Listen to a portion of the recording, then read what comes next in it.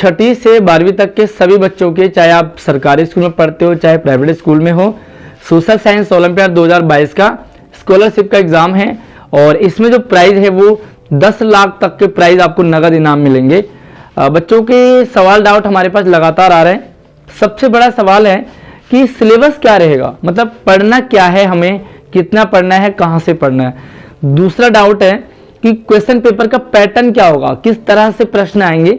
तीसरा सवाल है कि जो क्वेश्चंस होंगे कितने क्वेश्चंस होंगे और पेपर आपका कब होगा, कौन से डेट को होगा, कौन से टाइम में होगा, ऑनलाइन होगा ऑफलाइन होगा, साथ में इसका रिजल्ट कब आएगा, कैसे डिक्लेयर होगा, सब कुछ आपको इस वीडियो में क्लियर होने वाला है। बस वीडियो के साथ एंड तक बने रहें ताकि आपको सही जानकारी मिले और अपनी तैयारी आप शुरू से ही सही रख सके। तो सबसे पहली बात है, यहाँ पर जो उनका नोटिफिकेशन आया था, हालांकि मैंने ये पहले भी आपको वीडियो शेयर कर दी थी, बट फिर भी आप पूरी वीडियो नहीं देखते हैं, इसलिए आपके डाउट बने रहते हैं। पहला जो डाउट था कि सिलेबस क्या होगा, तो देखिए यहाँ पे है कि जो क्वेश्चन पेपर है वो उसके 3 राउंड होंगे, first round, second round and third round. पहला और दूसरा राउंड आपका ऑनलाइन होगा, थर्ड राउंड आपका ऑफलाइन होगा। ठीक है, ये बात आपको क्लियर हो गया होगा। अब जो पेपर है वो आपका हिंदी और इंग्लिश दोनों मीडियम में रहेगा, मतलब हिंदी में भी पेपर आएगा और इंग्लिश में भी आएगा आपको पेपर, तो आपको दोनों में जिसमें भी आप समझ पाओगे आप उसमें कर सकते हैं। दूसरा है कि जो भी सिलेबस है वो सिलेबस क्या होगा, देखो सबसे पहले तो इंडियन कॉन्स्टिट्यूशन यानी कि भारत का संविधान, तो संविधान से रिलेटेड जो भी आपके प्रश्न बनते हैं वो सारे प्रश्न आएंगे और आप अपने डीपली जो भी नॉलेज है वो आप रखिए अपने पास। और सबसे बड़ी बात है कि जो आपका एग्जाम है वो आपके क्लास के अकॉर्डिंग होगा, मतलब आप जिस क्लास में हैं आपके जो फाइटिंग है उसी क्लास के साथ होगी।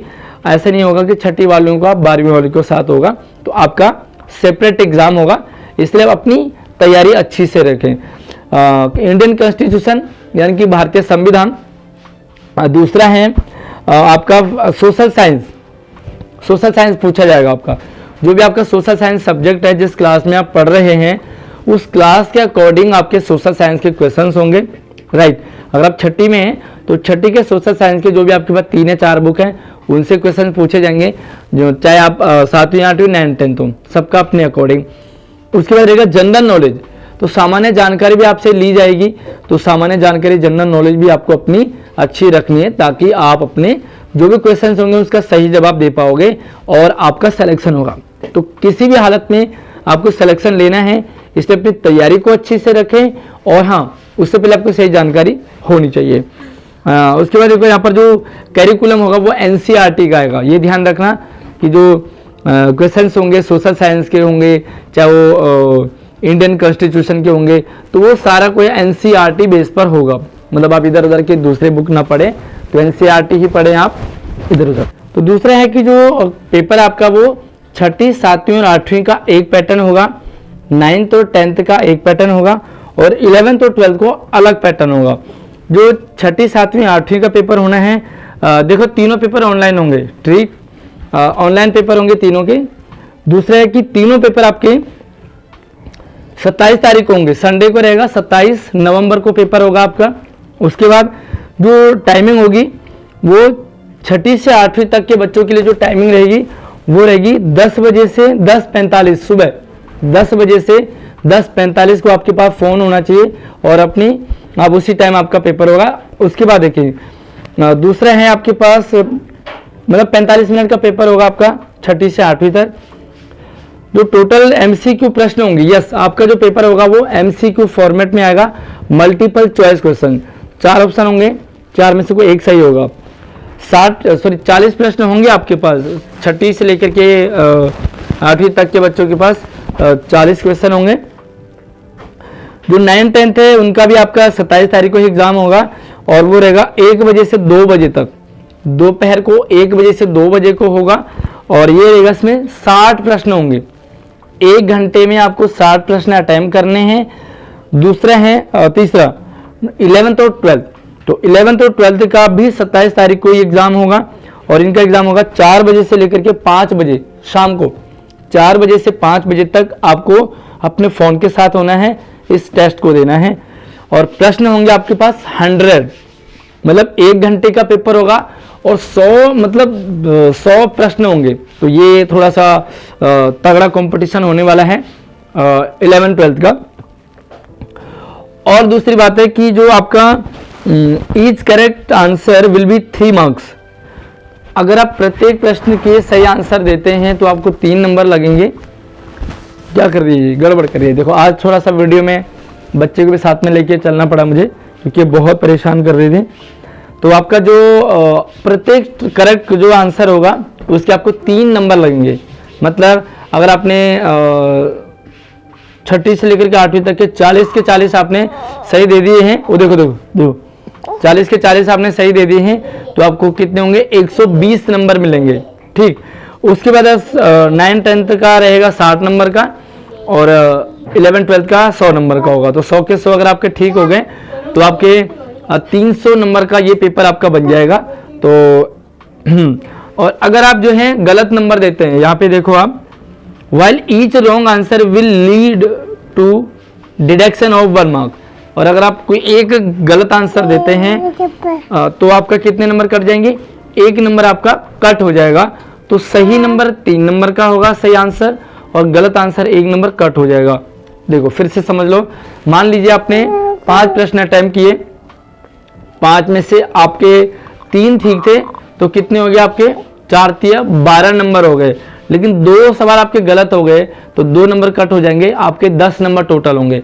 तो इसलिए आपको जब भी आप तुक्का मारोगे तो आपको ध्यान रखना है कि 1 नंबर आपका माइनस भी होगा, और सही जो आप जा रहे होंगे तो सही की आपको डायरेक्ट मिल जाएंगे। एक चीज़ आपको ये ध्यान रखना है कि जब भी आप अगर आंसर कर रहे हो, आप श्योर हैं कि ये वाला आंसर इसका यही करेक्ट है, तो आप उसके लिए श्योर जो है रहें, तो आप उसको आराम से टिक कर लें। लेकिन जब भी आपके पास चारों ऑप्शन, आपको मान लो ये लग रहा हो कि चारों में ही डाउट है, तो आप चारों के चारों को आपने करना नहीं है, आपको छोड़ दो, उसे नहीं करना है, क्योंकि माइनस पॉइंट नहीं लेना है आपको।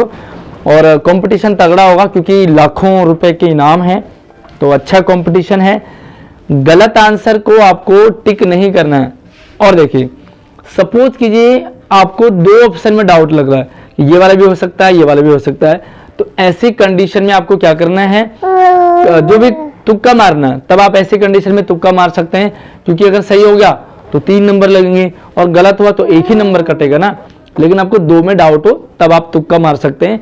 अदरवाइज आपका सब कुछ मतलब पूरा ही प्रश्न ही समझ नहीं आ रहा आपको, तो आप उसको छोड़ दें, लेकिन उस सवाल को आप करेंगे नहीं। उसके बाद देखो, इसका जो the result of first round shall be published on 3 दिसंबर। जिसका रिजल्ट होगा वो 3 दिसंबर को आएगा।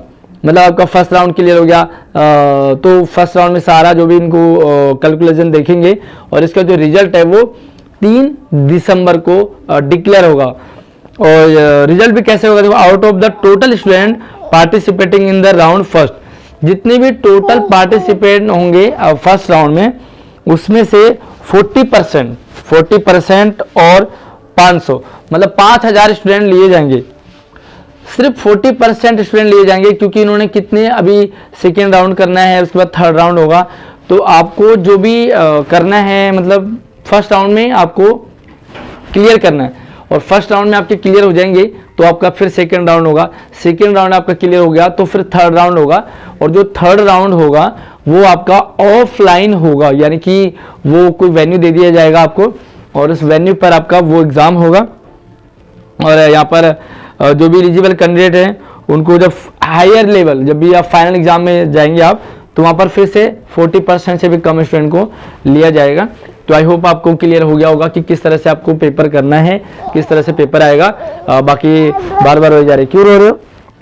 तो कैसे लगी वीडियो आप मुझे जरूर कमेंट करके बताइए, और वीडियो पसंद आए तो इसे लाइक जरूर करें, अपने सभी दोस्तों को शेयर करें, और इसी तरह से हमारे चैनल से जुड़े रहें ताकि आपको सारी अपडेट मिलती रहेगी। तो चैनल को सब्सक्राइब जरूर कर लीजिए। धन्यवाद।